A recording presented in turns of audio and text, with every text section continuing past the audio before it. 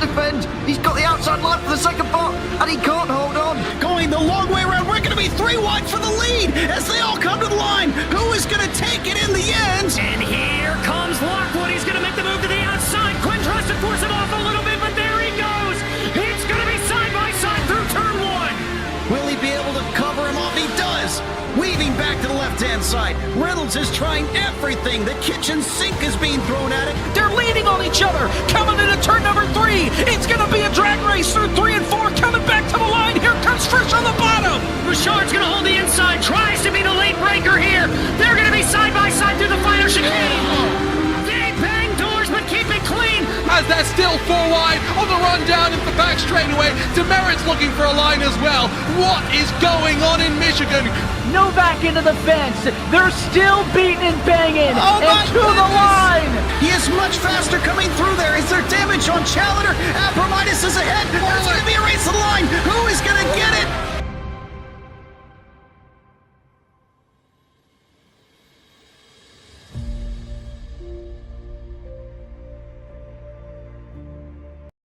How much signal I need to cut across 8 lane? None? I turn now. Good luck, everybody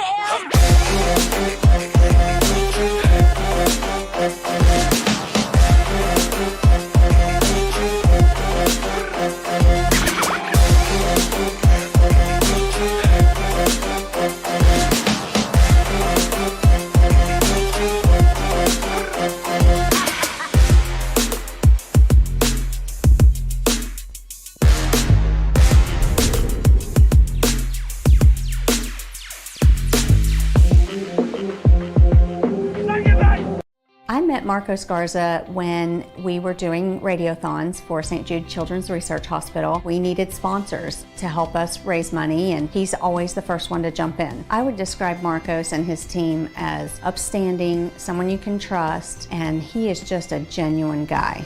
Marcos has been very generous. He has a genuine concern for people. You need somebody that cares about you. And that's what Marcos is, and that's pretty much what this firm is. The Garza Law Firm. Let us help.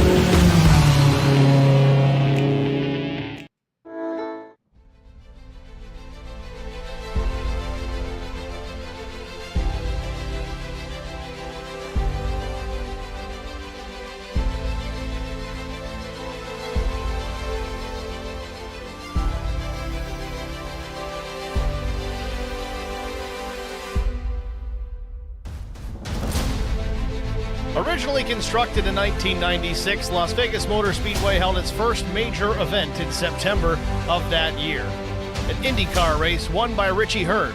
The first NASCAR event, Craftsman Truck Series race, followed 2 months later. The Xfinity Series paid a visit in 1997 before the NASCAR Cup Series arrived in '98, marking the beginning of the track's long-term success. Changes to the oval in 2006 made it a more competitive venue for stock cars. This major renovation revamped the banking, upping it from a modest 12 degrees to 20.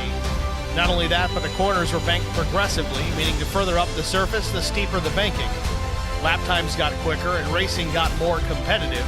with the current stock car track record held by Kurt Busch at just over 196 miles per hour. Tonight, it's the Las Vegas 125 LSR AMCO Transmission Cup Series, and it's next on HBR TV.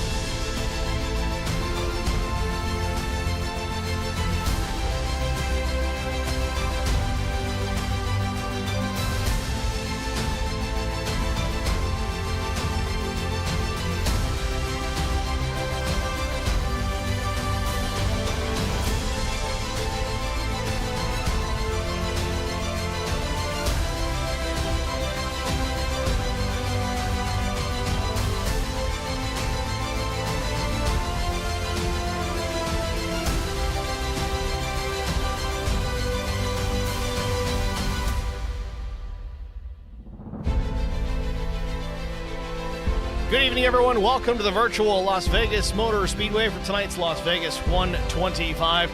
Taking a look at the race details for tonight. 125 laps the race distance, 70-degree ambient temperature, very dry. Of course, we are effectively out here in the desert. 18% humidity, partly cloudy skies, somewhat breezy at 10 miles per hour, and track temperature at 99 degrees. Drivers have a 65% fuel load here tonight. 2 sets of tires available over the wall. And we have no green-white checkers here tonight for some reason. I don't know if that's been a change in the series or if it's an accident. Nonetheless, there is no green-white checker, so if the caution comes out late, this one will end. Drivers do have one fast repair to work with this evening, if so needed. Let's go trackside to see where everyone's lined out here in practice. Ken Couch, fastest so far in the 08 machine.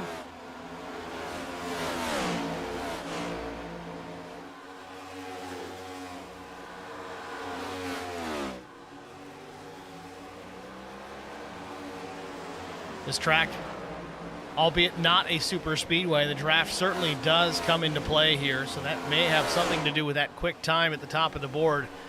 Don't think we're going to see times that quick in qualifying, but we'll see.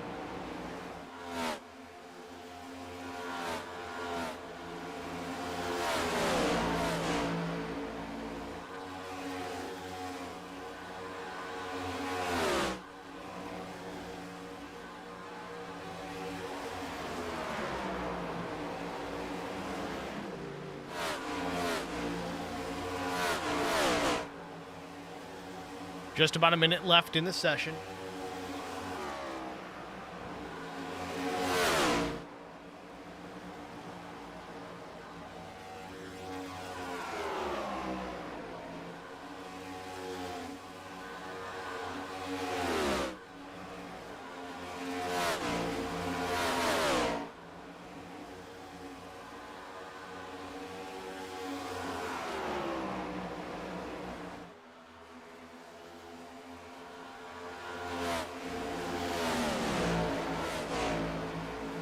Got a few in the stream chat already. Matthew Crockett, Tom Giardelli, Chastity Tucker, Realtor.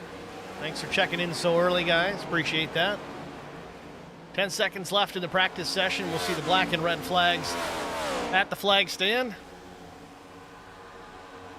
Couch, Shepard, Blaney, Millett, Coburn, your top 5 in the session. We'll get right into qualifying. Again, clock at 0.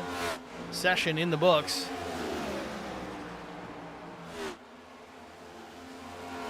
Got Ashley Campbell jumping in the chat as well. Let's go Tuckers. Big Tucker fan club out here.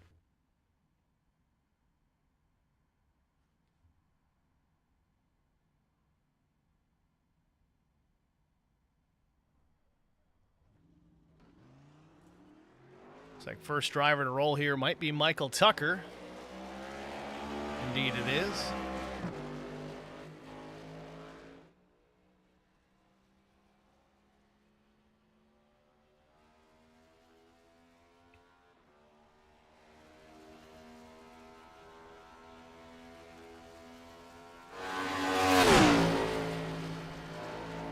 Tucker up to speed off turn number 4. See the green flag this time. Lap 1 of 2. A 5-minute session, 2 laps. Set the starting order for tonight.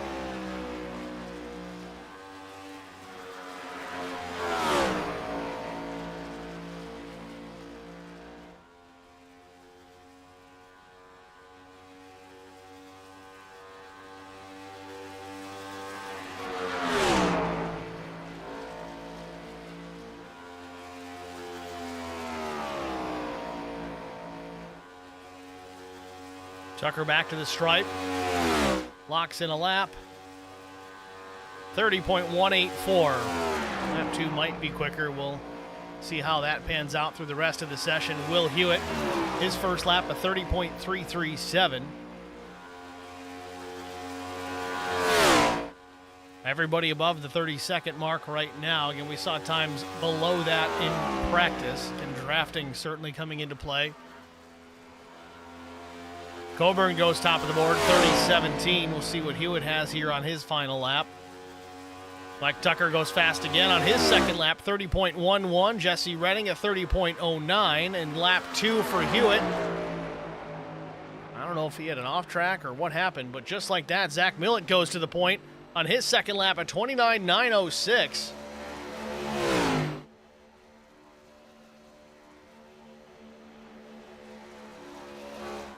Matt Crockett coming to the stripe here to finish up lap 2 out of Brigham City, Utah. 31.30 for Crockett. He's going to likely start inside the top 10. John Tiller out of Midway, Tennessee. 30.309 on his first lap. Rounding turn 2 down the Nellis straightaway. See if he can improve, get below that 30-second mark on his second lap.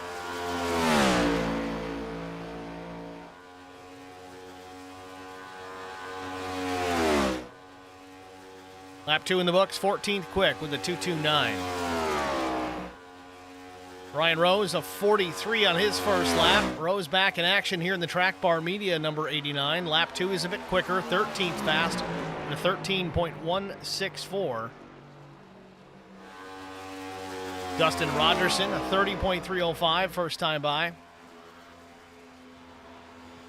Out of the throttle here in 3 and 4. I think he missed his turn in. Meanwhile, Matt Sisler goes second quick, a 30.06. Rogerson, a 30.290. It's good enough for 19th. Nathan Line from Fueled Up Motorsports out of Charlotte, North Carolina.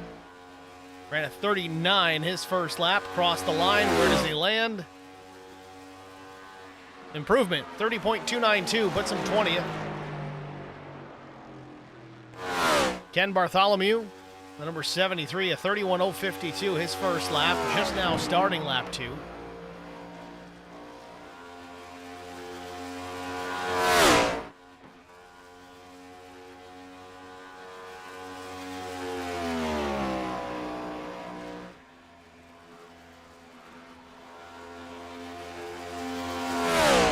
Guys having a hard time keeping it on the bottom there in the middle of 3 and 4 at the end of that second lap. It's the second car we've seen that out of. Bartholomew on his second lap. Does it not count? No, it looks like it may have been invalidated. I think he caught a piece of the wall on the exit of turn 2. Josh Kelleher out of Springfield, Mass. 30.339 on his first lap. He should, yeah, he'll get this one in for sure. Clock in lap 2. PJ Cox, don't know if he's going to get a lap in. Kelleher, lap 2, 30.557, no pickup. PJ Cox, though, as the clock's going to strike 5 minutes before he gets back to the line, I believe. Yep, just shy. Doesn't make it.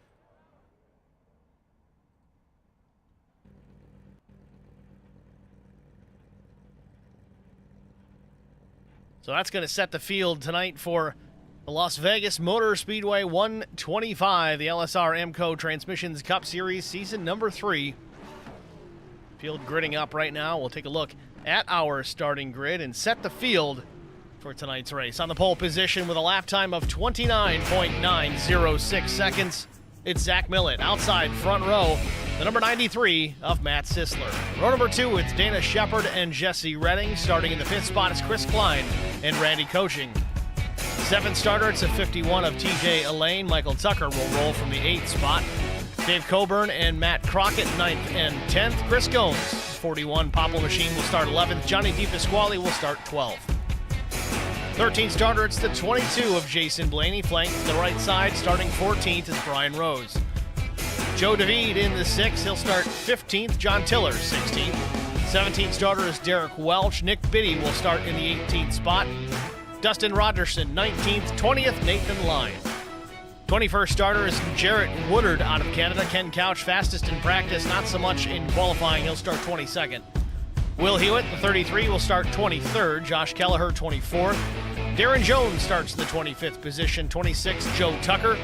27th, Ken Bartholomew. Drew Blaze rolls from the 28th position. PJ Cox, 29th.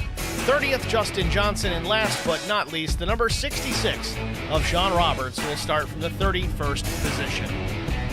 It's your starting grid here from Las Vegas Motor Speedway. Field gridded up here on the front stretch, getting ready to get going here. One lap behind the pace car before we get back to start finish with a green flag in hand and get this one underway.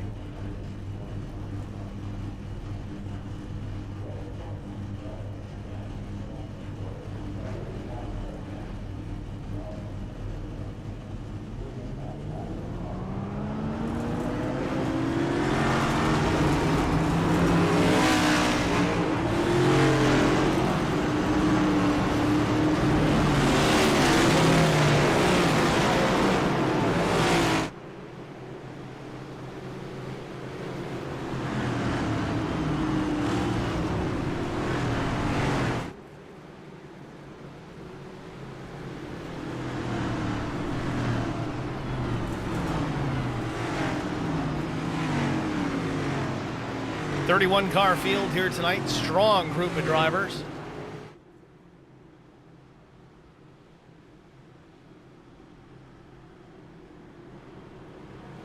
Now Millett did put the car on the pole position, but with his win last week has to drop to the rear of the field. He'll be starting out back tonight.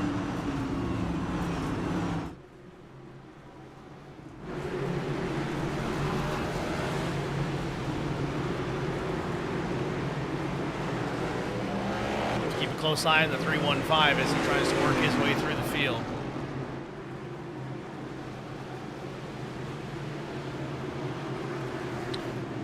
Curious as to the lineup the way that it is. TJ Lane now on pole, up 6 positions. There's an issue there. There's a lot of drivers that are up a bunch of spots that I don't believe should be. Green flag. Well, either way, green flag in the air and we're off and running.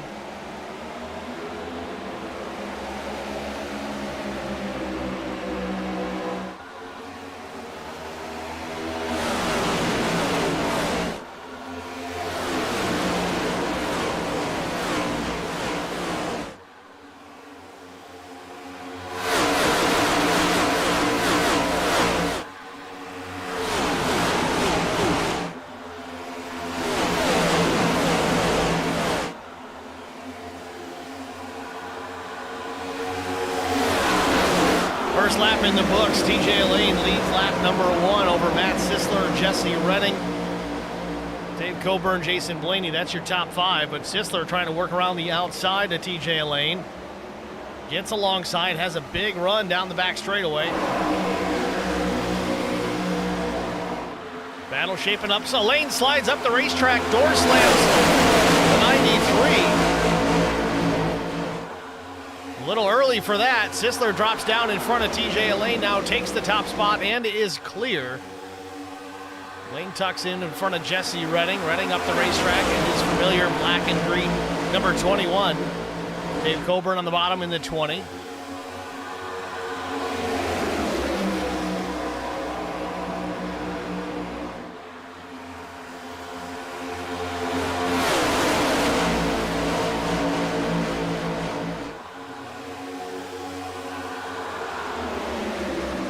Battle for second between Coburn and Lane.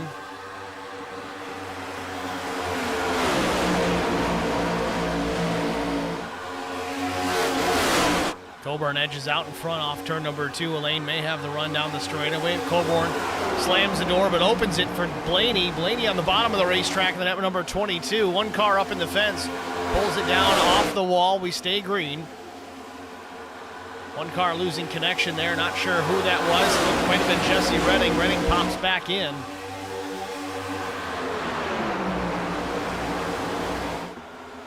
Redding losing connection for just a brief moment. Sisler still out in front, continuing to lead this pack. About a half second back to the 20 of Dave Coburn. Elaine running now in the 3rd position. He's up the racetrack. in the upper lane. It hasn't really worked itself in just yet, but he's going to try early.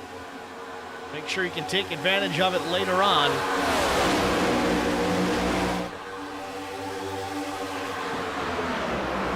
Coburn no longer in contention here, but Blaney and Elaine now battling for the spot. Jason Blaney with a nose into the third position. Elaine powers back around on the back straightaway, not quite clear. Michael Tucker now coming into the frame as well. TJ still way up the racetrack, that white and black and purple number 51.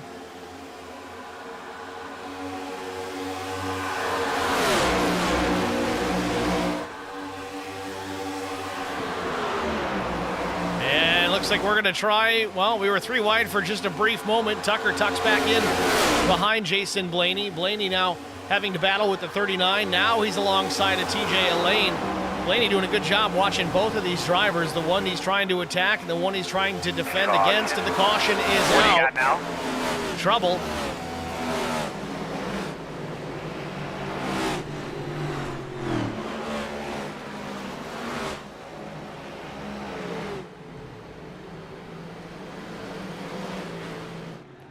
Nick Biddy, I think, might have got the worst end of this. Let's see what happened here.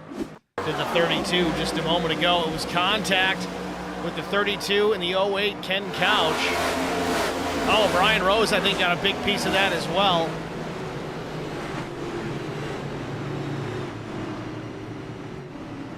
Yep, Brian Rose.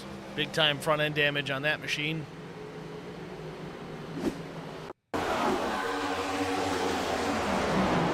I don't know what the situation there was. Ken Couch just gets into the left rear of the 32. Before they even make it into the corner, they're not even turning in at this point. They're about halfway down the backstretch. Let's watch it from the roof cam. We'll slow things down a bit. Couch is coming up, and then he gets into the left side.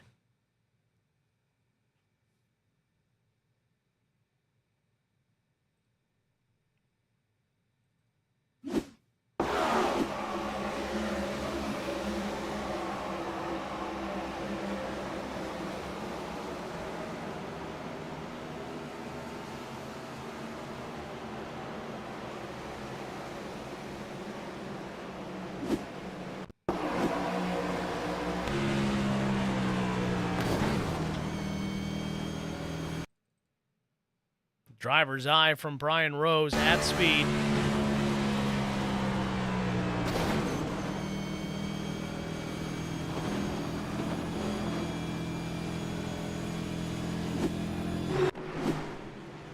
Welcome back, Brian Rose.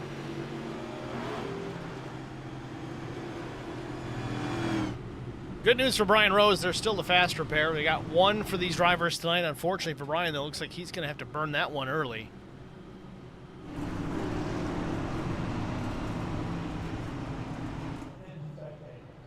He has done just that, so that car back good as new, but now he's out without a safety net for the rest of this race, and we're only 9 laps into this 125-lap event.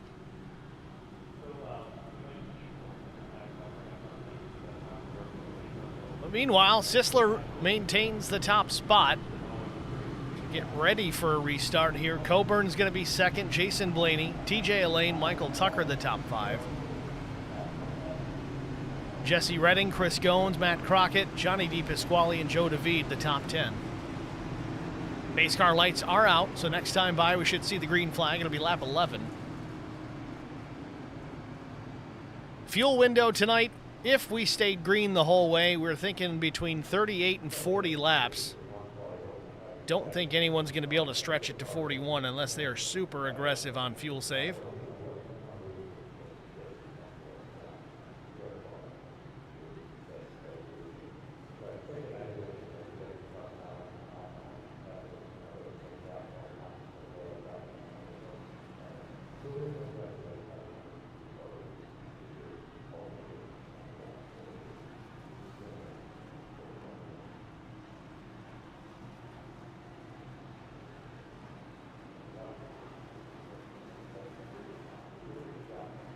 So field doubled up here, getting ready for a restart. The pace car is about to head down pit lane. Barney with the green in hand. There's that hard left into a, well, it's not even a straight pit road. It's a curved pit road, much like the Tri-Oval. Green flag back in the air. Sisler with a good jump over Jason Blaney. Michael Tucker is going to make some moves here.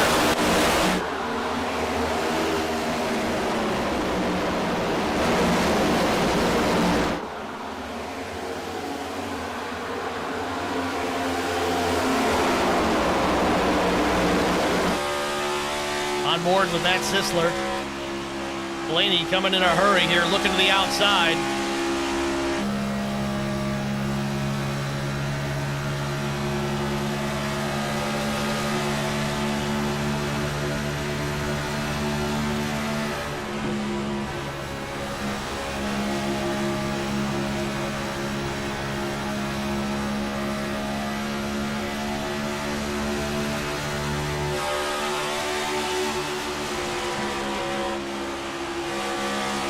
Blaney and Sisler still side by side for the top spot.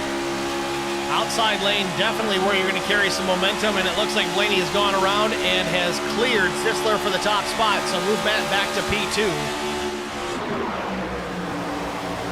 Maybe P3 as Michael Tucker has gotten to the outside of the 93 as well. Sisler slides up the racetrack just a touch. Don't know if there was contact with the 39 or not, but they were awfully close. Tucker now clears the 93. He moves up into the second position. Meanwhile, Chris Goins on a tear. He's up 7 spots in P4 and wanting more. Don't mind me, I stutter once in a while. One car in the fence might have been TJ Elaine for just a moment.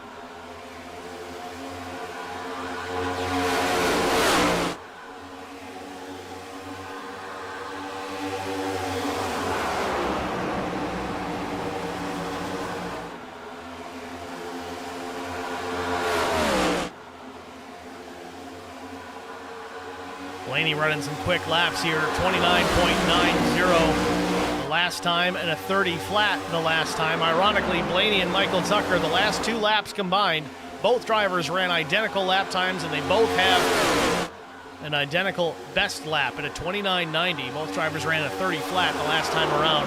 Sisler, though, under 30 seconds at 29.96. You see where the draft is coming into play here. Battle for the race lead, though. Tucker seems to have the pace. He's right there to the back bumper of Jason Blaney as they come back to the stripe.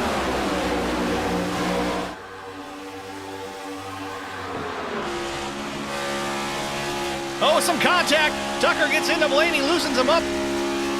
Blaney up the racetrack just a little bit.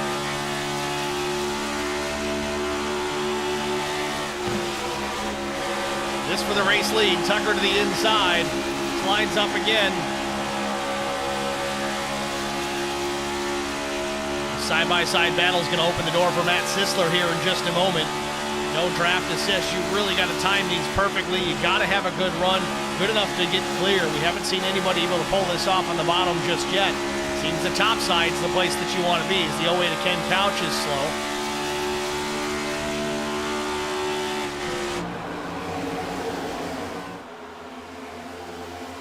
Top 5 is Blaney, Tucker, Sisler, Goins, TJ Elaine. 6th is Dave Coburn.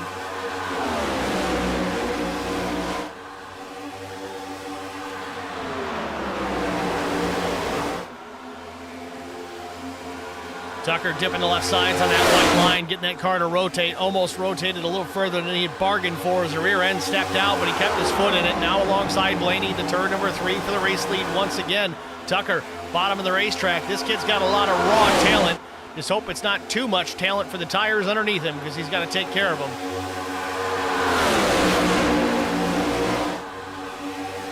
Tucker back in behind Blaney for just a brief second. Dips it to the low side behind Blaney. Blaney slams the door shut. Got to be careful with Michael Tucker. He's fast and he's aggressive. He may not lift. If you shut the door a little bit too late, you're going to find yourself facing the wrong direction in a hurry.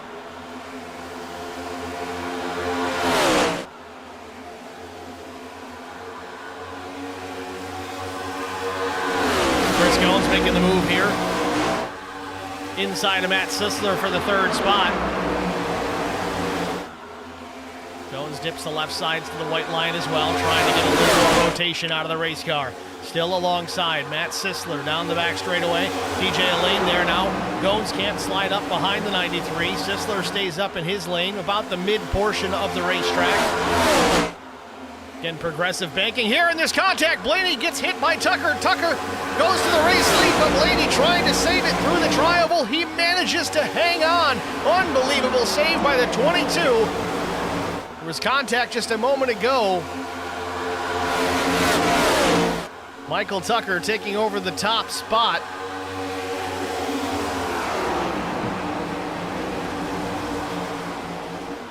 Let's watch it again. Just a moment ago.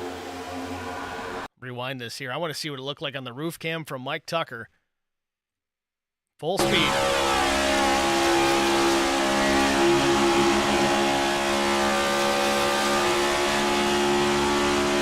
Man, oh man.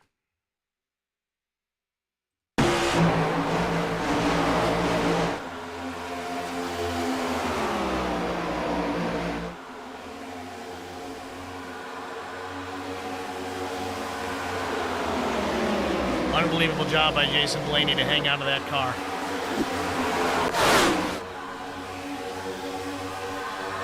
So now we got more of a fight out front. Michael Tucker has the race lead, but now Matt Sisler is going to work the outside.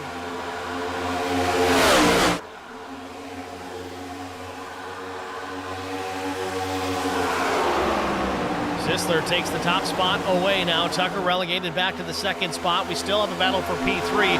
Chris Gones and TJ Elaine. Elaine still working the outside. Hasn't really abandoned that strategy at any point thus far. 24 laps in, 1/5 distance just about. Got to imagine the outside lane starting to come in for TJ Elaine.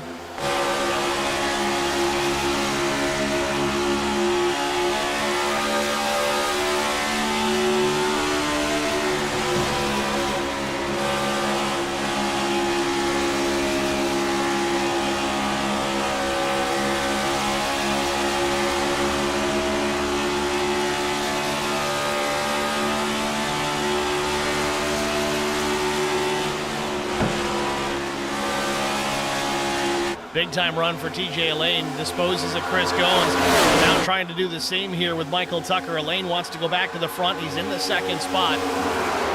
Handling on the race car starting to come to the driver, the number 51 machine.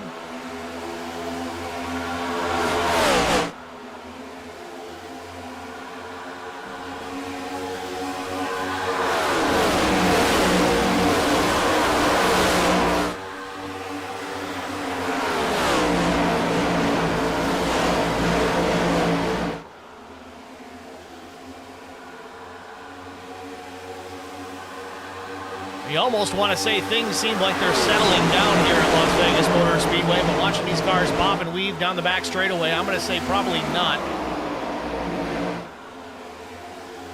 Action all over the racetrack. The top three now starting to get some separation between them and the rest of the field, but that might be more in large due to the fact that Jason Blaney and Michael Tucker are going at it once again. Let's keep a close eye on this one. Blaney slide job off turn number 2, gets in front of Michael Tucker. Tucker there in behind again. Did he learn his lesson, or is he going to go at it again? Oh, I thought they made contact on entry to 3. Wasn't the case. Tucker went up to the outside, now dives it back to the bottom. Big run off of turn number 4. Now he's going to look to the outside on Jason Blaney. Hard to call. Tucker is all over the place.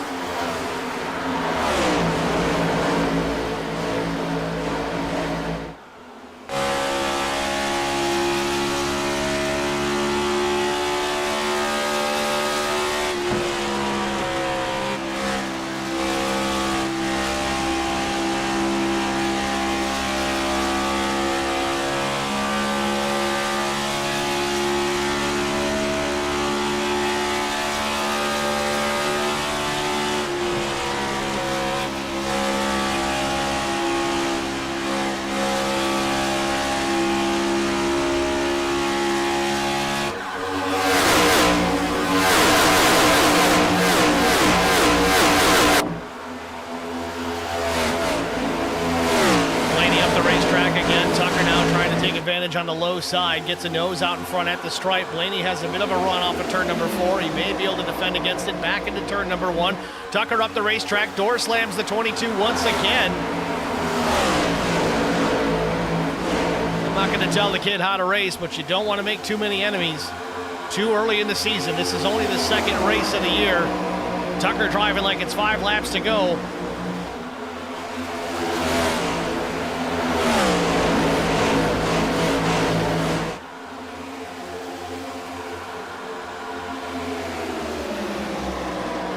Blaney hanging on to the 4th spot. Meanwhile, the leaders are starting to really get away from these guys.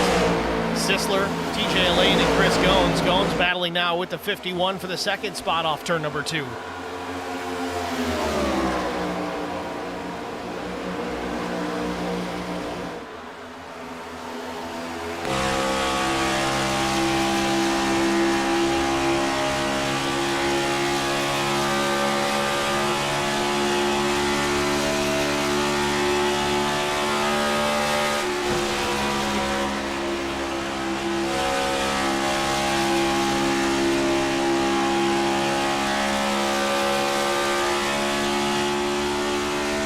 Sisler trying to work both lanes, it seemed, for a moment to slow the momentum out of TJ Lane, then dropped it down in front of Chris Goins to do the same.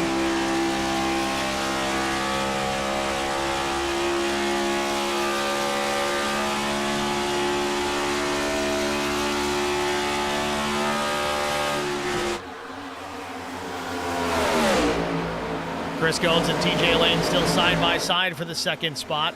Interesting that these 3 drivers, though, 2 of them are side by side, and the race leader kind of switching lanes back and forth, how they're still able, all 3 of them, to pull away from the rest of this field. They've got about a 1.5 seconds to the rest of them, and, well, the rest of them, Zach Millett, already up into the 4th spot. Remember, started dead last, was partially involved in that first caution, and has still worked his way into the top 5 here before the first round of green flag stops.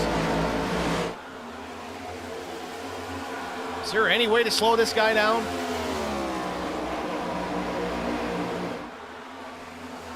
TJ Lane driving it way up top of the racetrack, going to try to build a big-time run here. He might be trying to set up a run on the race leader, but he's not close enough. Still 4 car lengths back from Matt Sisler. Sisler continuing to lead.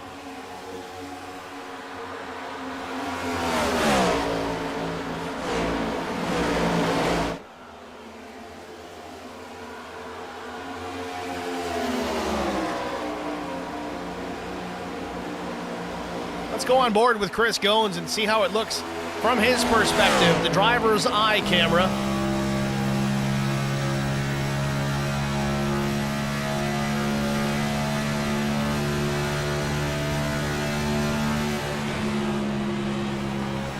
Just about the same view that the driver gets behind the wheel of the race car. Camera centered in this helmet just to the right, driver's right. Not quite centered in the helmet.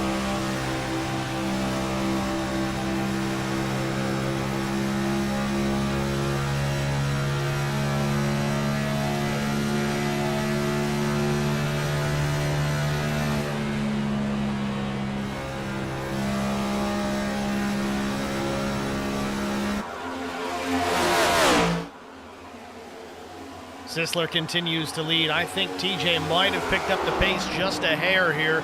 In fact, yes, we look at the timing and scoring, a 0.5 tenth quicker that last lap for TJ Lane.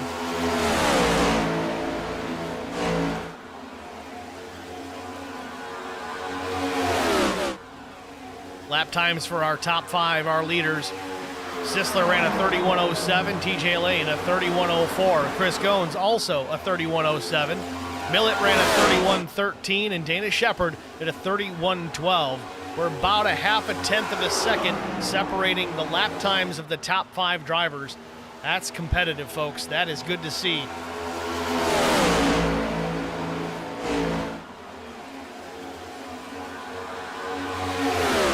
So lap 39 up on the board. We're going to be getting to some green flag pit stops soon as TJ Lane gets the outside wall.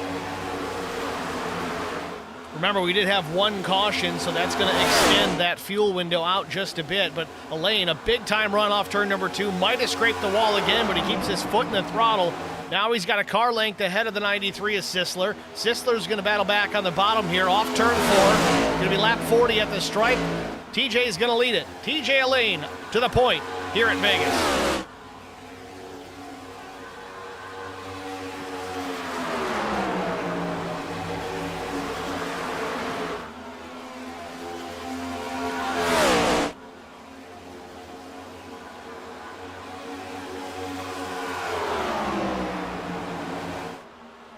Sisler drives it into the corner very deep in 3 and 4. TJ might be coming to pit lane, and he is. TJ real wide on pit entry. Got lucky to get in there before going outside that commitment cone. He should be okay.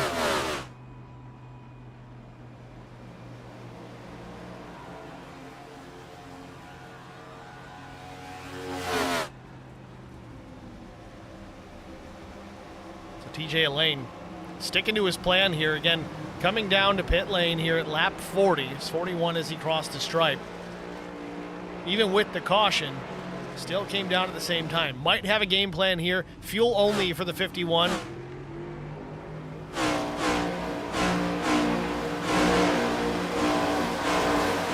Matt Sisler, Jason Blaney, Mike Tucker, Jesse Redding, Coburn, Kelleher, Woodard, David, Joe Tucker, Randy Coaching, all in the pits. Taking a look at the weather here. Just a checkup, 11 mile per hour breeze, 70 degrees ambient temperature, 19% humidity, partly cloudy skies, and a 91 degree track temp. For Las Vegas in the sun, I'd say we're pretty cool right now.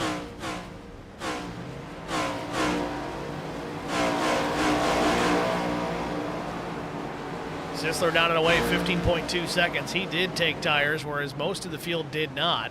But Zach Millett now, he's going to take over the top spot. He still needs to make his pit stop. Now, he did come down at lap 8 into that first caution, so he's going to be able to go a little bit further. I'd say lap 48 or so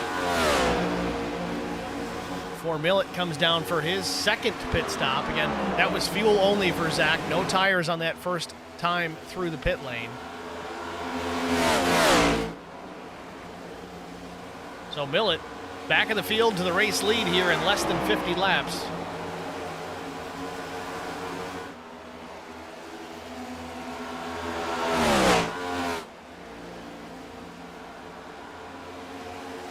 Derek Welch up into the second spot.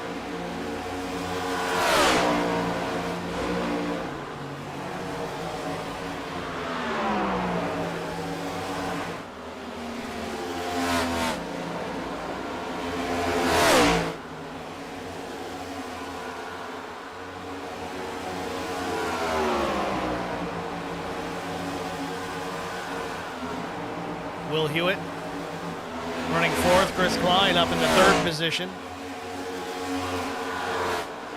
Chris Klein with the right numbers on his car this week. Good to see that. Thanks for fixing that, Chris. Still in a Beaver Direct Toyota. He's just got the right number on the door. Having a good showing so far. Started fifth up into that third position.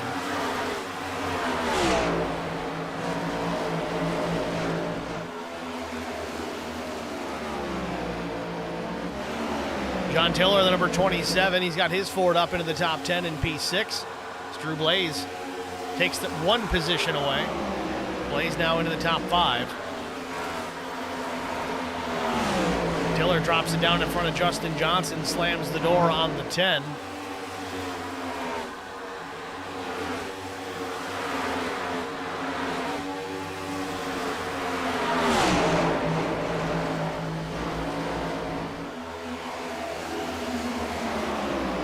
Brian Rose, after being involved in an early race incident, he's worked himself up into the top 10 as well. Sits in the 7th position. Rose, of course, pitting at lap 8 as well for the fast repair and some fuel. Did not take tires, so he's effectively on the same cycle of pit stops as just about everybody here in the top 11, all the way down to Sean Roberts.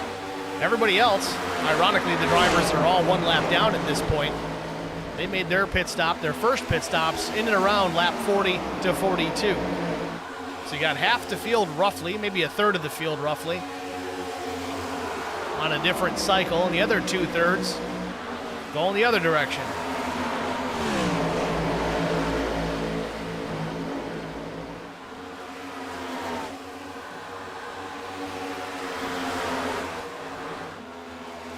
So Zach Millett still out in front.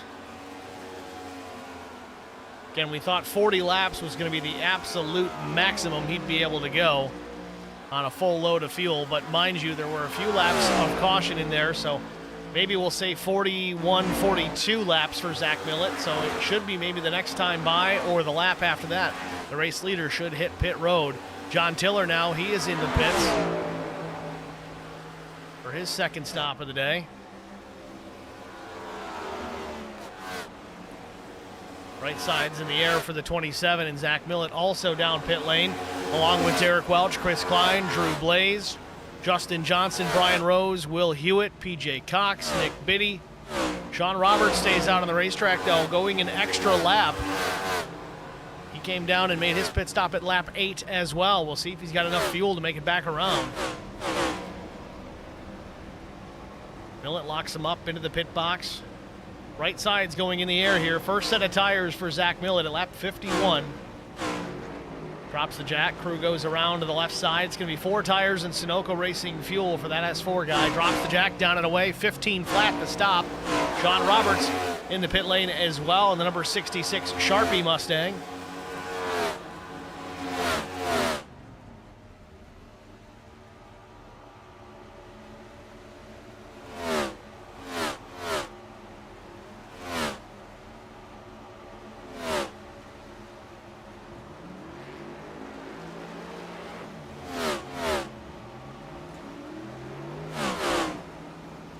Roberts down and away. So through the cycle of pit stops, Chris Goins, now your race leader.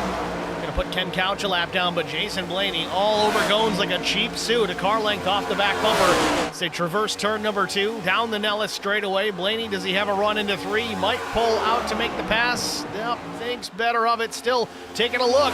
Might have a run here off turn number 4.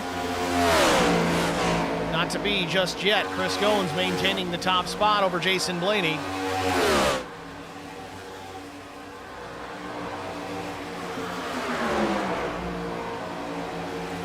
Blaney now to the inside.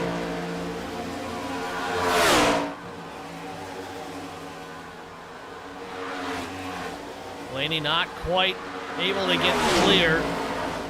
Stays to the inside of Goins. Goins might be letting him go here to save his stuff for later on in the run.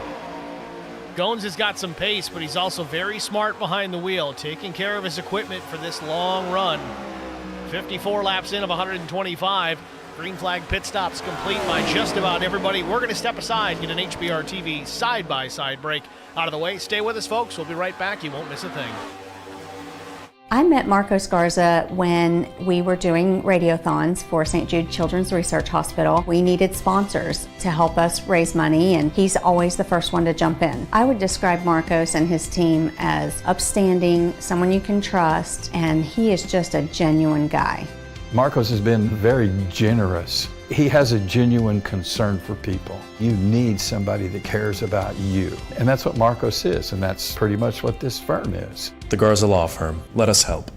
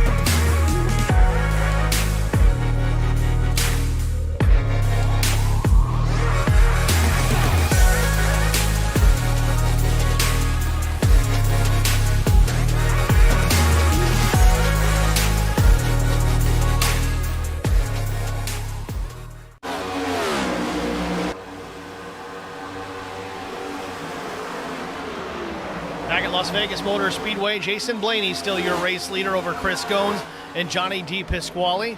Mike Tucker, Jesse Redding's the top 5.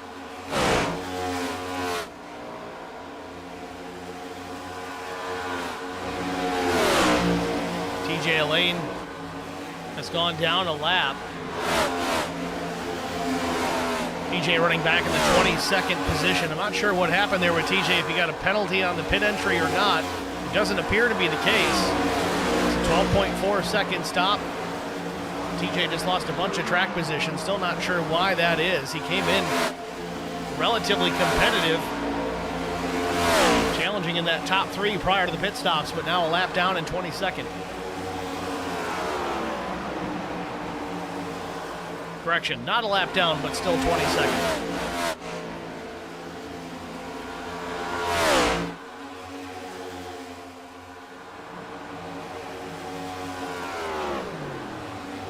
Jason Blaney saving fuel. Let's listen again. Just past halfway here in Vegas.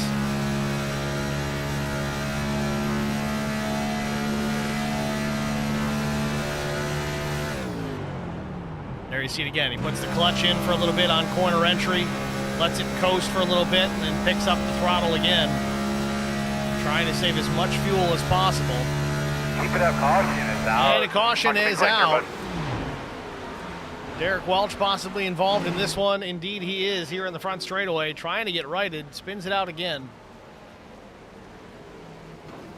And what is going on? Caution's been out for a day and a half, and Jarrett Woodard just comes in and hits Derek Welch.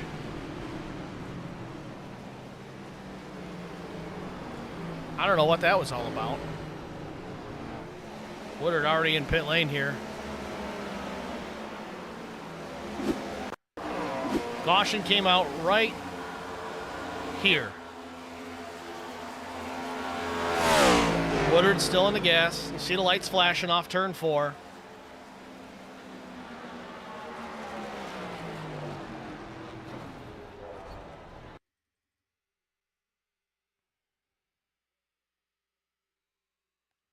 I don't know what to make of it.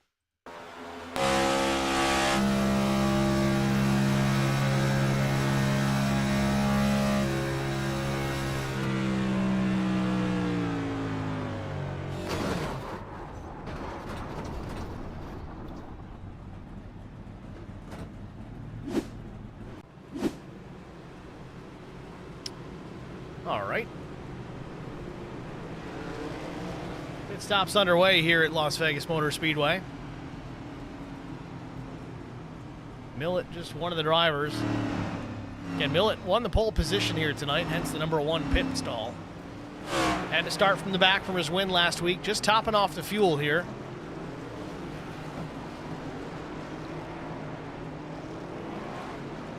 Chris Goins stays out on the racetrack here. He's going to have the race lead, but I think Jason Blaney made a pit stop as well. My assumption for fuel only.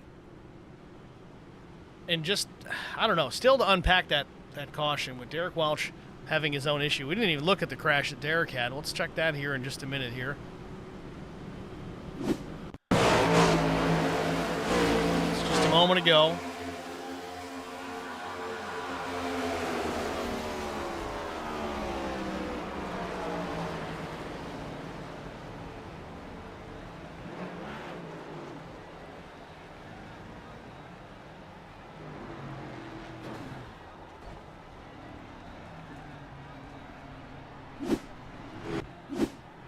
Now, I guess the devil's advocate here would be, well, Derek's got to watch his relative, and yeah, he did spin the car out again after he drove away, and then he went up the racetrack a bit. But I don't know. To me, there's still just no excuse for that. Caution came out when Jarrett Woodard was getting into turn number 3. Yeah, we heard him check up, but I think you got to check up more than that. You see smoke up ahead. We watched it from the driver's eye camera. You saw the yellow light in turn 4.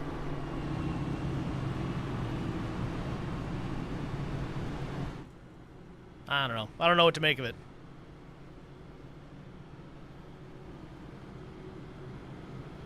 But I will say we're halfway through this race, and it's only our second caution, so far, so good. Chris Goins and Jesse Redding going to lead the field back to green here in a couple of laps. While we got the opportunity, we're going to step aside here, take a quick break, and we'll be back after this. How much signal I need to cut across 8 lane? None? I turn now. Good luck, everybody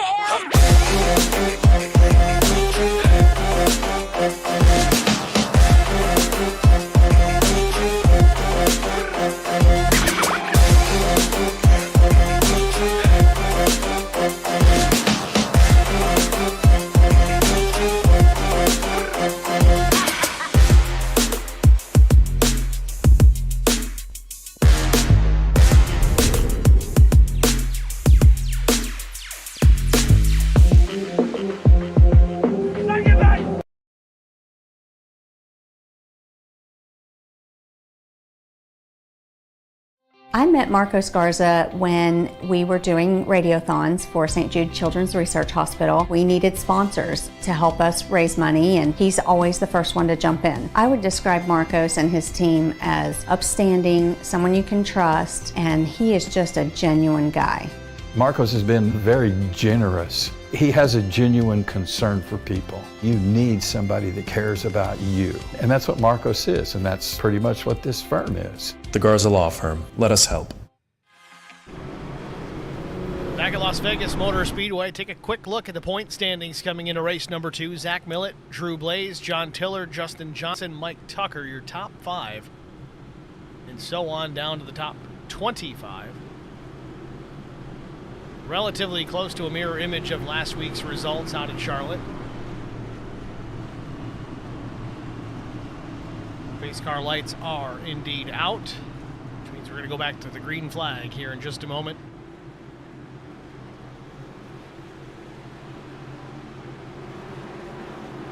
Drew Blaze, though, from the 28th starting position up into the top 5 now. That number 1 machine to the outside of the 20 of Dave Coburn. Pace car in pit road. Barney with the green in hand. Green flag. And we are off and running once again from Las Vegas Motor Speedway.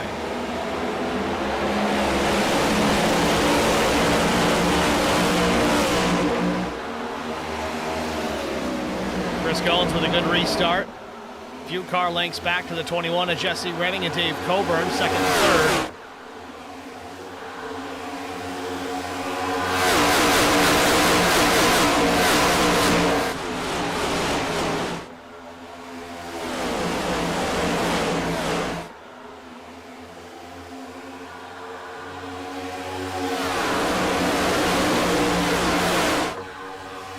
Goins maintains the top spot, but Jesse Redding is closing a car length between the two of them.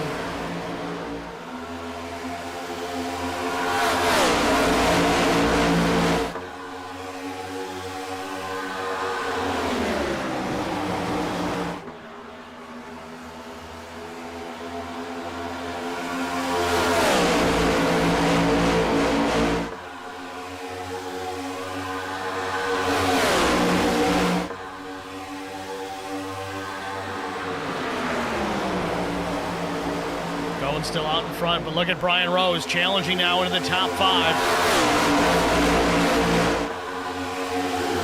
Brian started 14th here today, was in trouble in that lap 8 caution. Got caught up in that incident, had to burn the fast repair early on, but now he's challenging Jesse Redding for the second spot. It's no longer a challenge. He's got it up into P2 and now trying to reel in Chris Goins for the top spot. 72 laps in. Chris Goins and Brian Rose both with fresh tires from different laps. Goins pit at lap 42. Rose about 8 laps newer tires. So he's looking to the inside here down into turn number 3 for the race lead. Brian Rose to the point.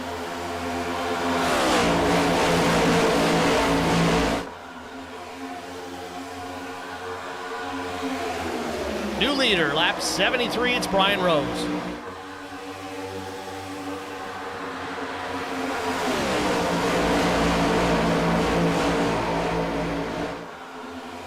Rose with some pace as he starts to stretch his legs. About 3/10 back to Chris Goins in the second spot. Jason Blaney now challenging for that second position as well. Blaney, he made a pit stop on lap 65. It was for fuel only. I'm pretty sure he took tires about the same time as Brian Rose and Chris Goins did. Drew Blaze in behind the 41 as well. He's going to be challenging in just a moment if Blaney can get by. But Goins doing a good job on the outside, hanging tough with the 22.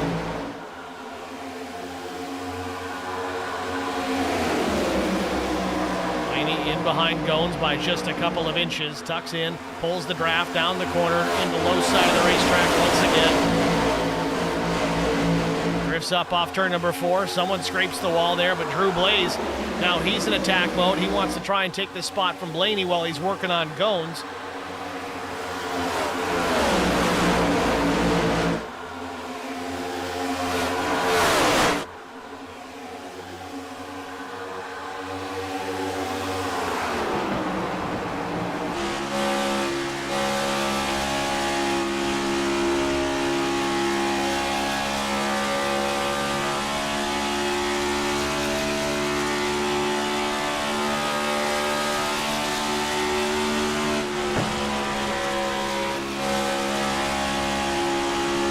Laps to go from Vegas.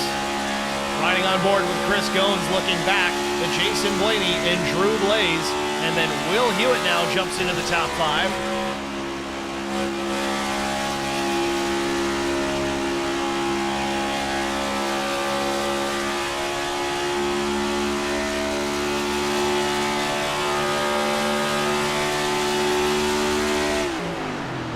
Goins starting to save some fuel as he checks up. Drew Blaze has got around Blaney.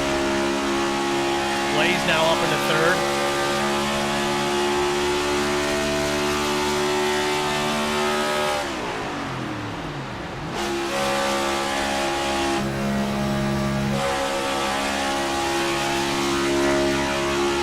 And just like that, Drew Blaze makes the pass on Goins.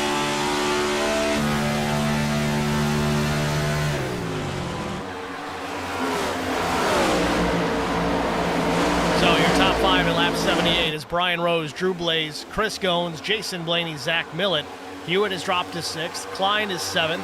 John Tiller 8th. Michael Tucker 9th. And Deep Pasquale back in 10th. Now 11th as TJ Elaine takes the spot.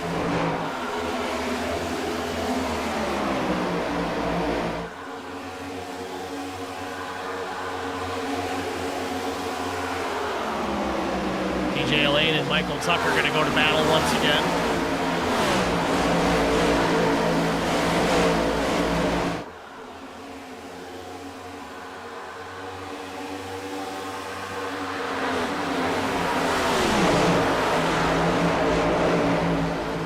Klein, Will Hewitt, Jason Blaney doing battle. Tiller still in the 8th position, watching these guys fight it out. Meanwhile, Brian Rose enjoying a half a second plus advantage over Drew Blaze.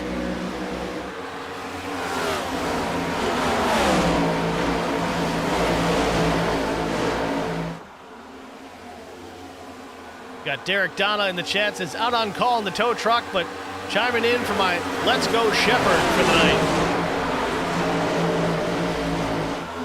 Glad you're taking HBR TV with you. Appreciate the check-in.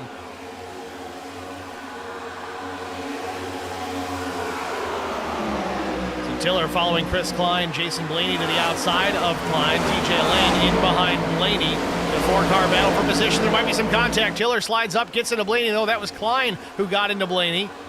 Both drivers get away clean, drive away. TJ Lane, though, going to look to the inside. Jason Blaney up the racetrack. Elaine powering back towards the front.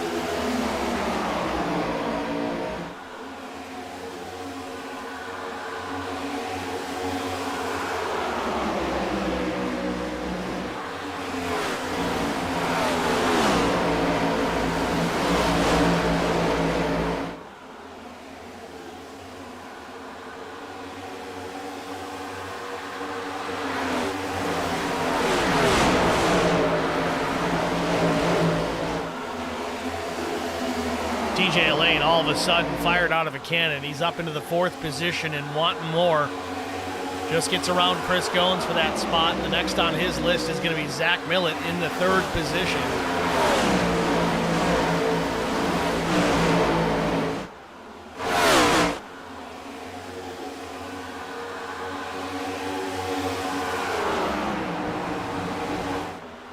Kevin Blue in the chat says, I'm just here to watch Zach Millett get wrecked.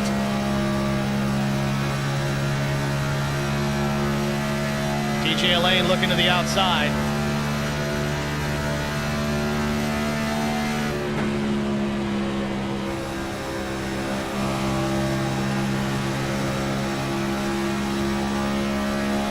TJ takes the position without a fight. Millett just lets him go.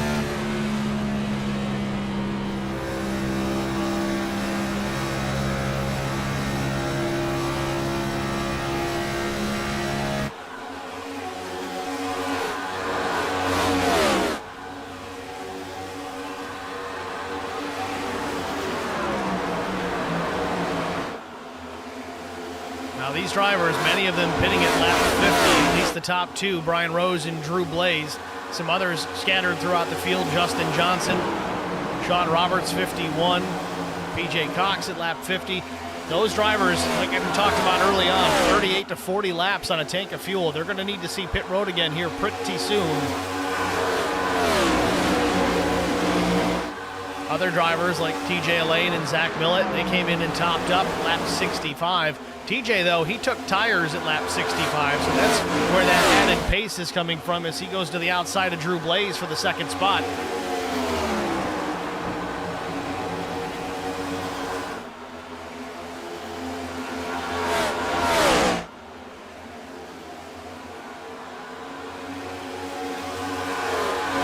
Chris Goins off turn 4 in pit lane.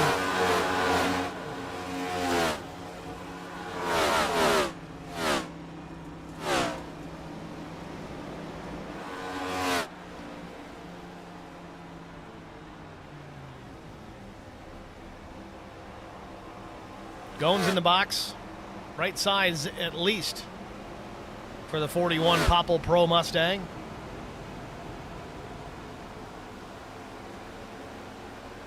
Waits on the fuel, drops the jack down and away. Chris Goins, 14.18 seconds. He might as well have changed 4 tires there based on how much time he had to wait for the fuel to go in. It would have been about the same amount of time.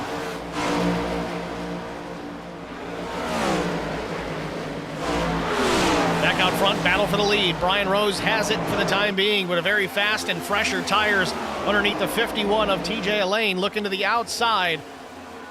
Back to the stripe. Brian Rose is going to lead this lap. Lap 89 goes up on the board. Lane now to the outside.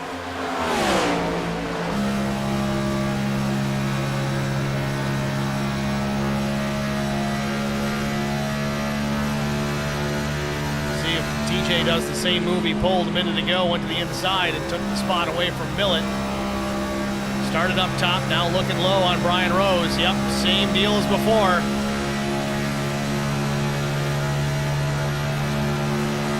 TJ Lane to the top spot.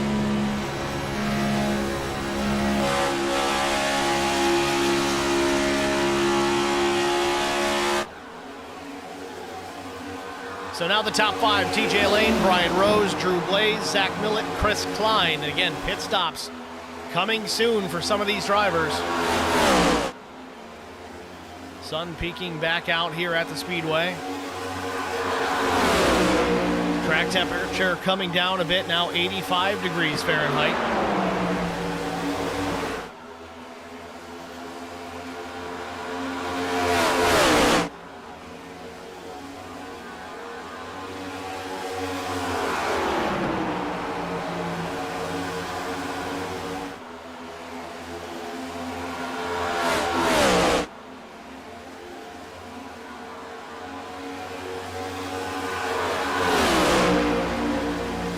Zach Millett looking to make a move here on Drew Blaze to the outside for the 3rd position.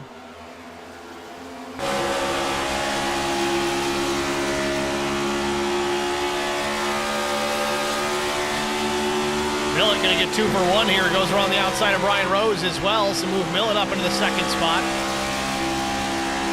And TJ Lane drops it down to pit lane for his pit stop. Brian Rose does the same, and Millett's going to lead this lap.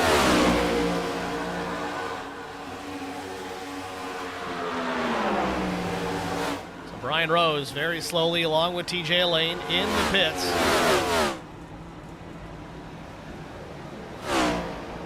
Brian had a great pit entry. Be curious if he got popped for speeding because he got around TJ Lane on entry. TJ was the race leader at the time. Rose was running third. 4 tires and fuel for Brian Rose. TJ Lane, same story, but Brian's down and away.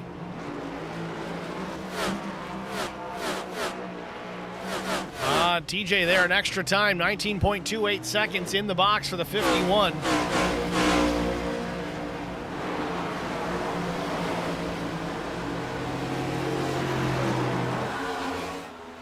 Zach Millett out in front, unchallenged, 2.5-second advantage over the 18 of Chris Klein, and still on the racetrack. Remember, Millett came down and topped off the tanks at lap 65. So still probably another 10 laps before we see the 315 hit pit road yet again.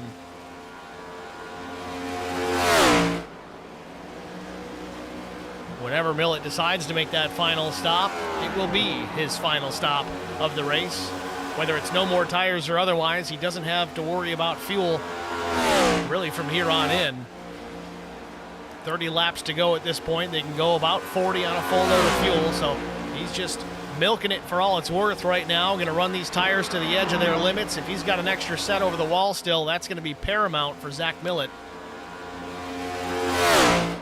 Sean Roberts in the pits. Matt Crockett now pulls down into the pits.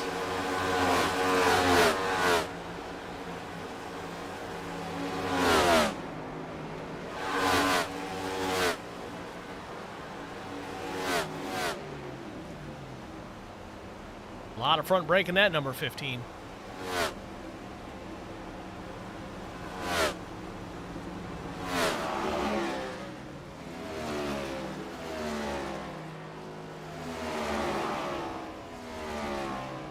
Crockett down and away.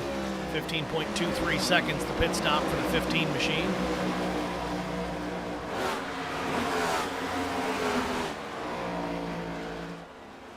Zach Millett still in command of the field here at Las Vegas Motor Speedway. We're going to take one more side-by-side break. Stay with us. We'll be back after this. I met Marcos Garza when we were doing radiothons for St. Jude Children's Research Hospital. We needed sponsors to help us raise money, and he's always the first one to jump in. I would describe Marcos and his team as upstanding, someone you can trust, and he is just a genuine guy. Marcos has been very generous. He has a genuine concern for people. You need somebody that cares about you. And that's what Marcos is, and that's pretty much what this firm is. The Garza Law Firm. Let us help.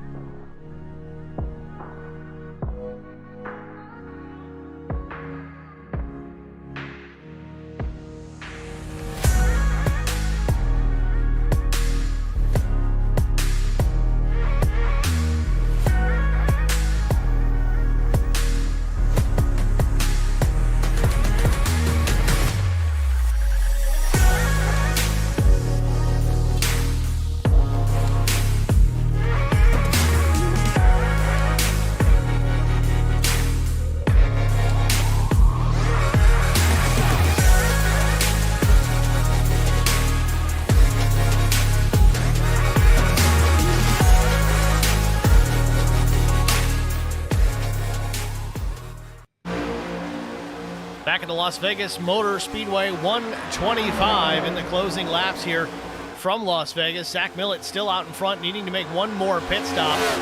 Continues to increase his lead over the 18 of Chris Klein. It was about 3 seconds when we went to break. It's now almost 5.5 seconds. He continues to motor on. He's only 4 cars still on the lead lap at this point.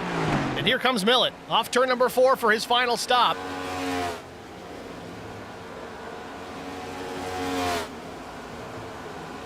See if he had a set of tires still remaining over pit wall. I think he probably did. Lap 50 or so, he took tires. I don't think he has since, but we're going to find out here in just a moment what the call is for the 315. He gets to the pit box here, a little deep in the box. Right side's in the air, so he's got at least one set. I'm going to assume we're going to go 4 here. I know Drew Blaze went with 2 last week, and it almost paid off. And there it is, 2 tire change for Zach Millett.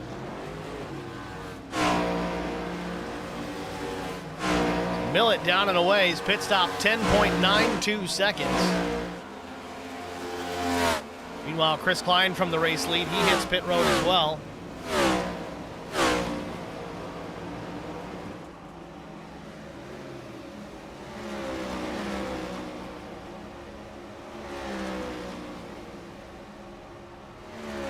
Tires for Chris Klein as well. Darren Jones now your new race leader in the 3. Haven't talked about Darren this evening, but here he is out in front. Last pit stop coming at lap 65, so he's going to need to make one more stop as well.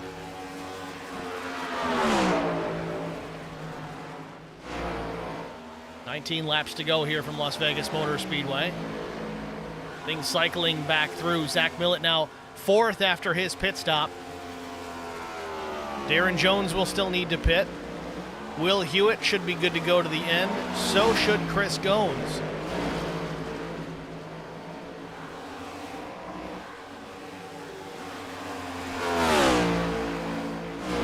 Goins running in the 3rd position. Hewitt 2nd. Hewitt's 5 seconds back, but gaining ground even as Jones still needs to make a pit stop. So Hewitt will inherit the top spot here late in this race.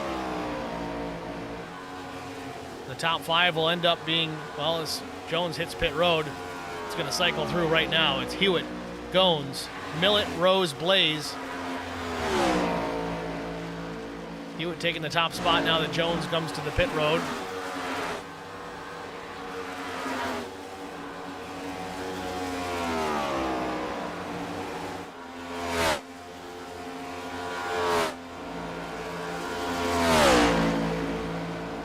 So that's the question. Kevin Blue in the chat earlier said Millett's losing time on the old tires.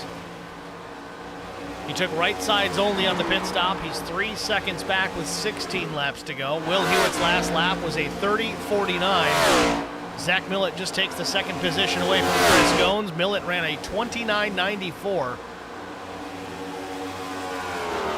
Millett certainly has time to get there. And he's got 15 lap newer right sides at least than Will Hewitt.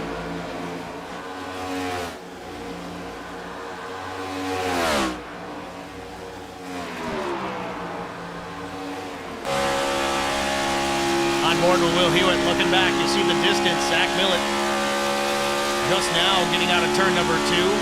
Hewitt just about to turn into 3. With 15 laps remaining.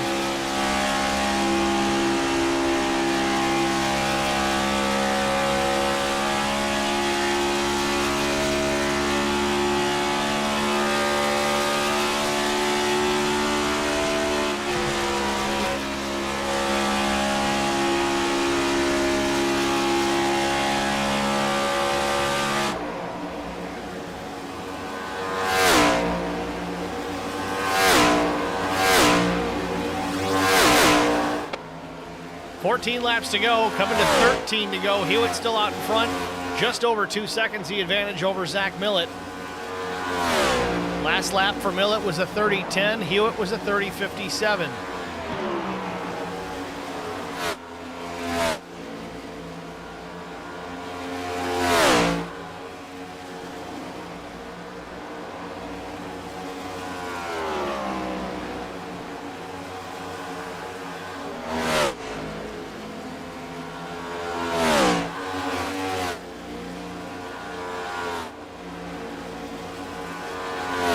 Deficit now under 2 seconds with 12 to go. Millett chipping away lap after lap.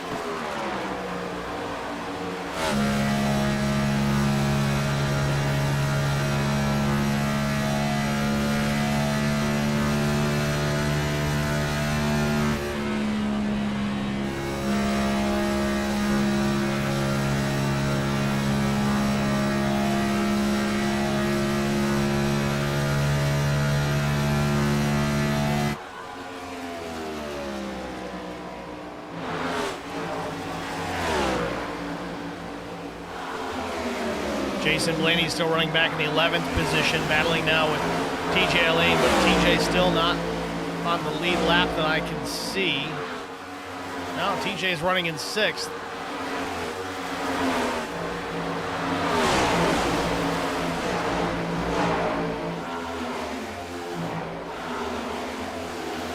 Must be another car out there with some purple on it. I thought it was TJ. It's not the case. TJ just outside the top 5 right now. Jason Blaney back in 11th.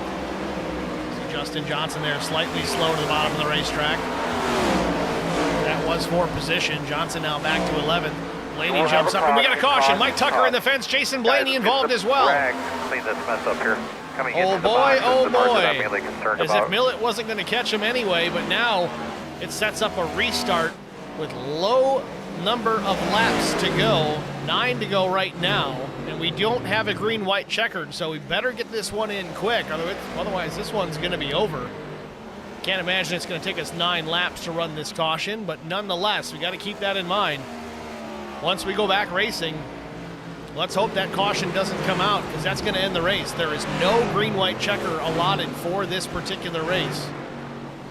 Might have just been an oversight, but nonetheless, it's not in the session, so you can't add it after the fact. That's going to change a lot. We'll see who might still have tires left. I can't imagine Will Hewitt or Zach Millett are going to come down pit lane here. We got a lot of cars still on the lead lap, though, as this green flag pit cycle has worked its way through. And, of course, we get a caution here late. So with 10 to go, and I think Mike Tucker was involved in it. In fact, it doesn't even give me any details as to what put us under the yellow. I'll see if I can figure this one out here. Tucker coming down pit lane, so let's see what we can see.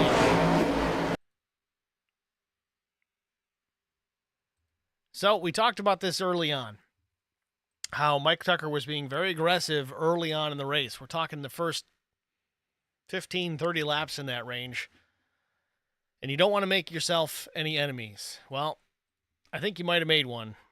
Let's watch this here. Jason Blaney to the inside. Has a run. Tucker comes down to block it. Not with 10 to go.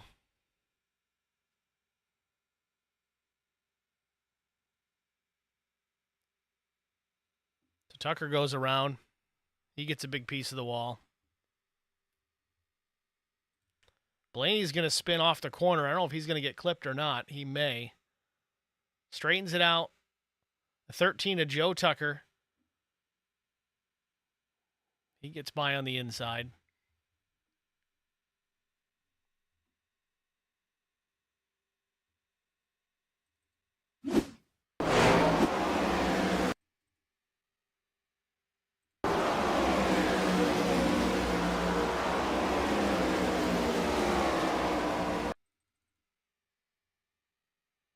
Let's watch it real time from in-car.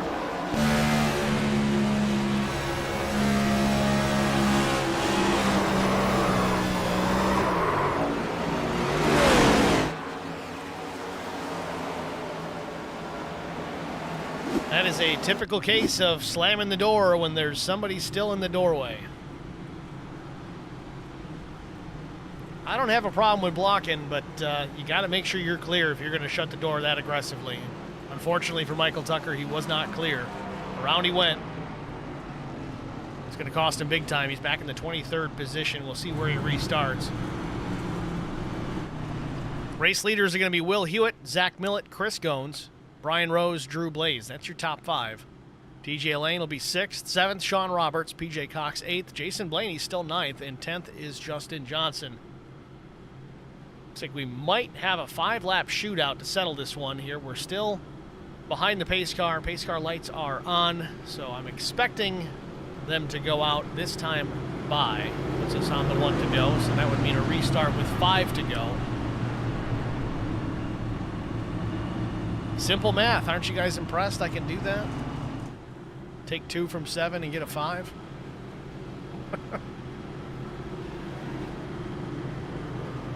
Well, let's take the opportunity. We got more than 12 people watching the stream, but only 12 likes.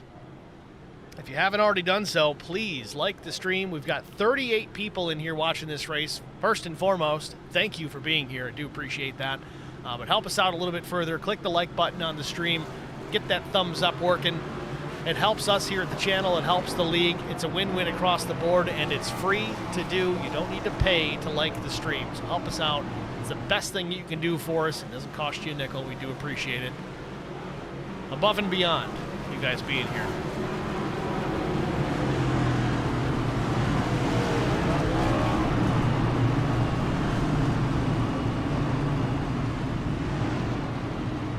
So you saw the lights go on in the pace car, so that means we're going to be green the next time by.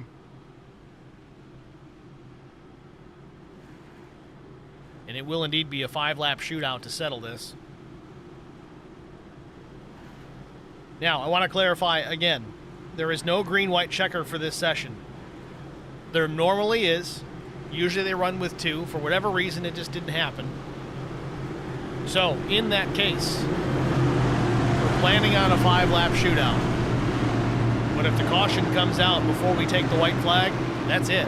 It's going to end the race. Hopefully we can make it back to the white. Been a really clean race thus far, but fingers crossed we get a green flag finish here. We don't want to watch this one under caution. That's no fun.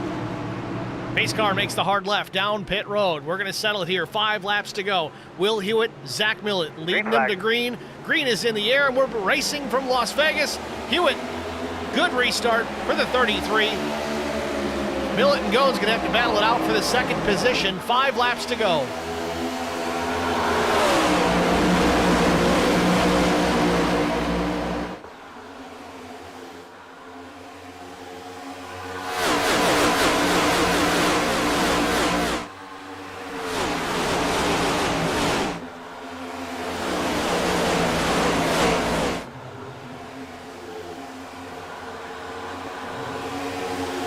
For the race lead to the outside, Zach Millett, and the caution comes out as Millett gets to the stripe. That could be the race. Millett passes Hewitt just by a nose as they get to start-finish, and the caution comes out immediately following. We had an issue, looks like, with Dave Coburn and Joe David here on the start-finish line. David already back in the pits. This could be it. Let's see what happened here. Coming to the stripe. Guys all over the place checking up, and we had a big-time wreck. Joe David flying through the air.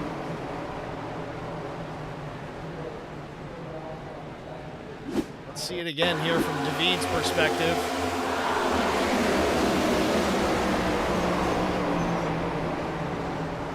Big-time incident here on the front stretch.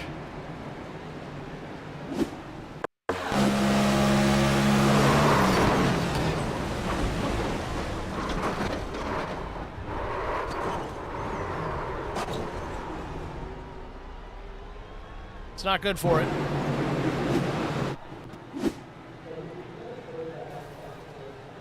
And I think the 20 is just expired in engine. Somebody has. Well, Coburn's still running. So out front, Zach Millett still with the lead. I can't imagine we're going to get a restart in here. We might. I don't know if they're going to throw the green with 1 to go.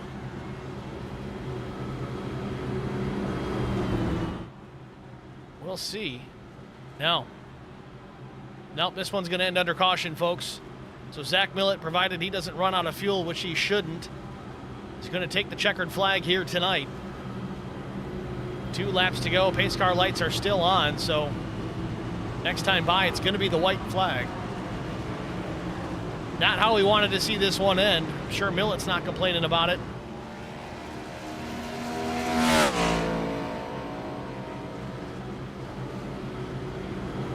Again, Zach taking that lead away right at the start-finish line just before the yellow flag waved. We'll get a look at it. Here was the pass for the lead. I'll rewind it here, and we'll show you how this thing's set up. Again, you see right here, Hewitt's got the lead by a car length and a half over Zach Millett. And Millett just gets a big run out of 4. You see him closing the gap big time. Doesn't even think about lifting. Gets to the outside, little side draft, and at the stripe, that's your margin of victory right there.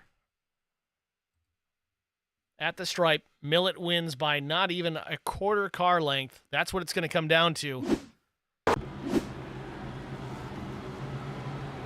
Across the stripe here, final lap. Millett's got to make it back around. Again, under caution.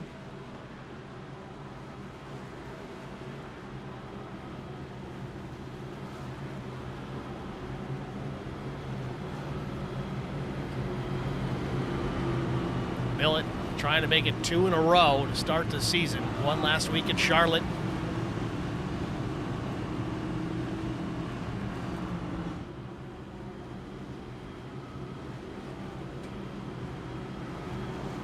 Again, as we said, typically we get 2 green-white checkered finishes to work with, but not the case here tonight.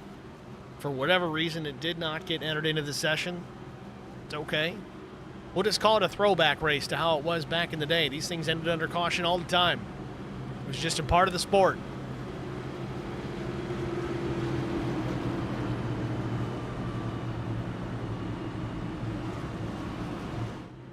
Nice to see, though. The top 3 is going to be Zach Millett, Will Hewitt, Brian Rose. 3 drivers that have been doing this for some time. All 3 of them running in the Superior Class Auto Racing League back in the day. Teammate Chris Goins in the 4th position. Drew Blaze can round out the top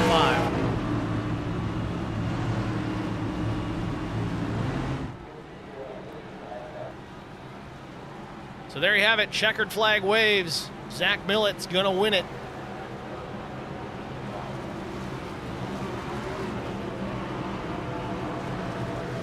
Zach Millett, 2 in a row.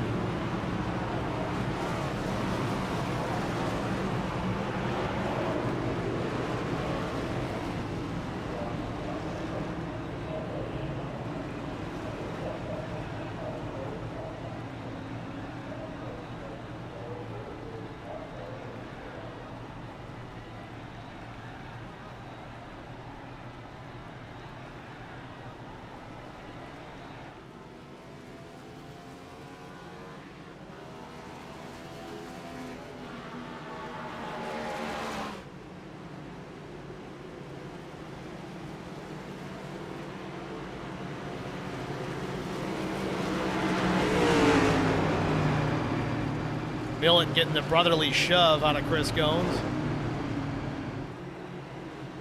I don't think Millett ran out of gas.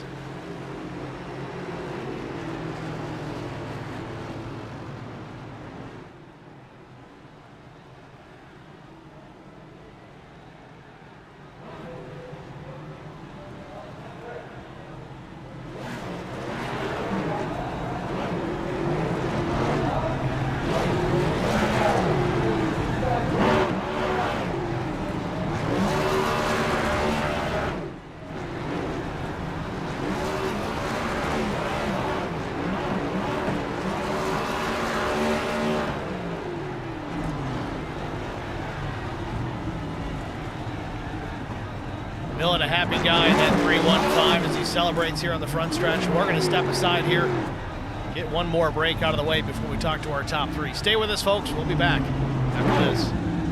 I met Marco Scarza when we were doing radiothons for St. Jude Children's Research Hospital. We needed sponsors to help us raise money, and he's always the first one to jump in. I would describe Marcos and his team as upstanding, someone you can trust, and he is just a genuine guy. Marcos has been very generous. He has a genuine concern for people. You need somebody that cares about you. And that's what Marcos is, and that's pretty much what this firm is. The Garza Law Firm. Let us help.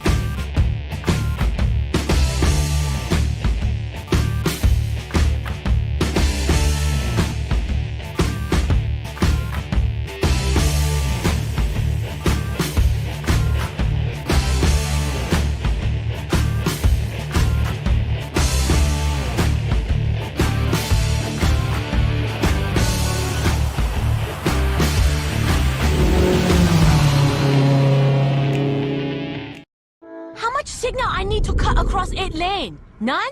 I turn now. Good luck, everybody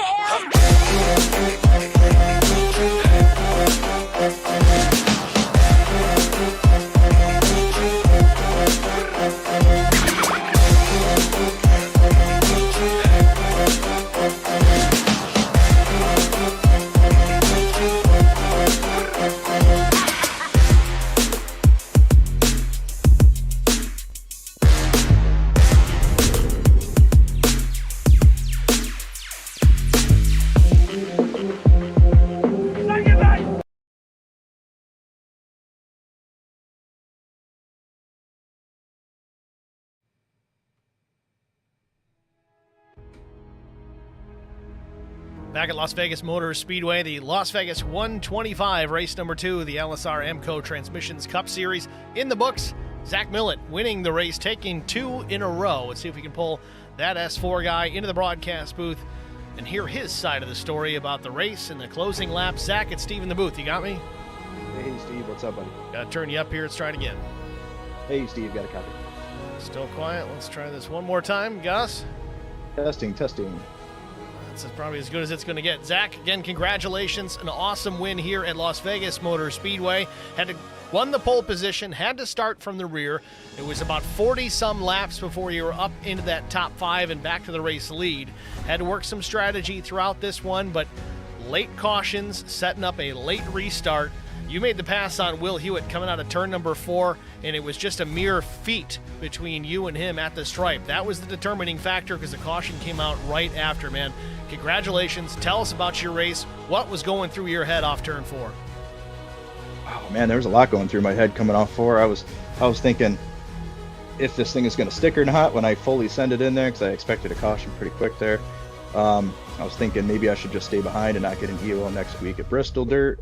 I was kind of overwhelmed with different options there, but you know, the racer and all of us, we just always got to go for it. And I can't believe how close it was, man. I maybe had a nose in front of him, if that. Yeah, it certainly was not much, just a few feet at the stripe, and that was the determining factor. I'm sure Will Hewitt's going to be bummed about this one. You guys had a good run going, but you seem to get the band back together. A bunch of superior class auto racing guys back here in the top 3 at Vegas. That's a bit of a change up, but cool to see nonetheless. Yeah, it's no surprise, man. There's always fast guys over in the SCAR League, and you know, Primo's rises to the top, and those guys are always fun to race against. It's fun when you got a group like that because you know you can fully send it in a corner and everybody's going to give each other room and race clean, and it's just as good as it gets, man. Well, with that said, talking about having fun, next week we go to Bristol Dirt. I know that's not really your idea of fun, but how do you feel about your odds next week out there? Oh, awful. Absolutely awful. 1 out of 10. 1 out of 10. Okay. Well, you won the race here. You won last week, so that's 2 in a row. It's a great way to get the season kicked off. So going to Bristol next week, you can kind of throw caution to the wind there and just have a good time, or at least make the attempt to have a good time. What do you think? Is it possible? Can you possibly get a win there next week? I don't know, man. I hate to say it's impossible, but it's going to feel impossible, especially starting last. The first thing I think of is, like, if there's an accident. It's so hard to get these things mowed down and to stop. And I don't know. It's you're going to have to tune in and watch. It's going to be a hell of a race to watch. I'm sure of it. Certainly going to be a fun one for sure. We know Drew Blaze is going to be one to watch for sure. He's going to be fast 100%. He comes from a dirt background. Of course, he does run decent here on paved tracks as well, but it's going to be right in his wheelhouse. We'll see what happens next week. Zach, again, congratulations. A great win here, 2 in a row at Las Vegas. Who do you want to thank before we let you go? I got to thank you, Steve, and HBR TV for the broadcast as always. Trackbar Media, HBRShops.com, Castle Products. Brandon Minnick Trailers, huge thanks to him and his company for sponsoring us this season. Looking forward to having a wrap done here pretty soon for his sponsorship. It's going to look pretty cool. It's going to be awesome. LSR, all the admins, all my great teammates over at HBR. And thanks for everybody watching tonight on YouTube, HBR TV, and on Twitch. And shoot me a follow over on that Twitch at that S4 guy.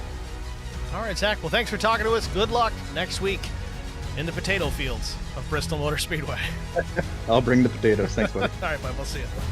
See ya. Zach Millett, your race winner here at Vegas. Next, we're going to talk to probably bitterly disappointed number 33 of Will Hewitt. Pull him up into the broadcast booth. Will, it's Steve with HBR TV. You got us? Yes, sir.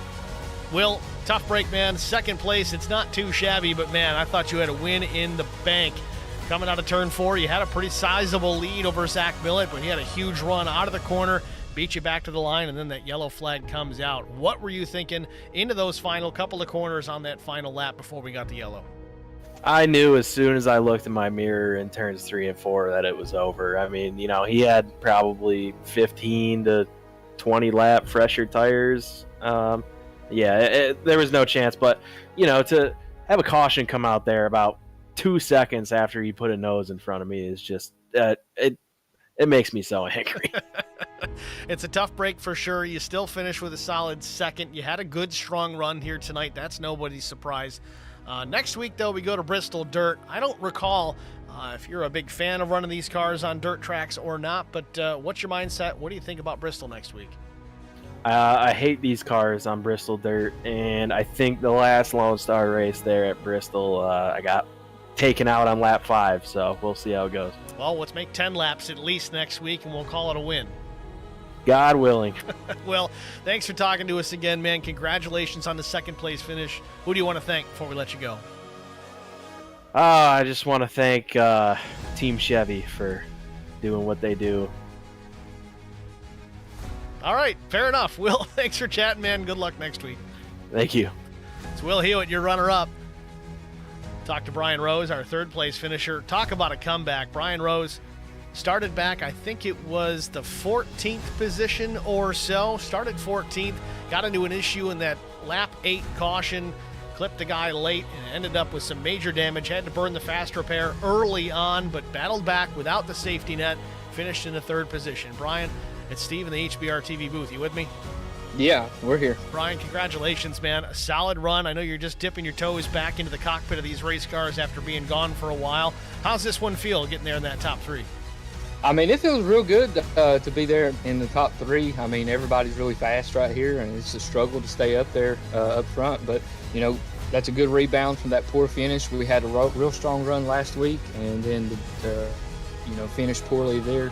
And then to back up, though, that strong run with a good top 3 finish, it was because I really thought, driving around with no safety beginning, it wasn't any fun. Well, with all that said, walk through that lap 8 incident. It looked like you might have been able to get through it, but top side, you were up there and there's no room to get on by. You make contact. What did it look like from your perspective? Well, I seen it right when I was getting ready to come into 3. I saw the smoke and the cars on the bottom, and I really wasn't sure whether they were going to drift back up the track or whether they were going to keep wrecking on down, and just being rusty and not really remembering how these cars go back up the track and speed that they're carrying. I should have went low, but, reaction time's a little off, so I stayed high where I've been running and just got him. I mean, there's nowhere else for me to go at that point. It was just pretty much take it. So we took it and went to the back and rode around, tried to be smart the whole race. That one caution right there in the middle of the race really helped us out, flopped our field position, and we was able to compete after that. Well, all that said, a strong recovery and a strong finish, a top 3 here at Las Vegas Motor Speedway. Next week, it's Bristol Dirt, right in your backyard, so to speak. How do you feel about running this next-gen Cup car out of Bristol on the dirt?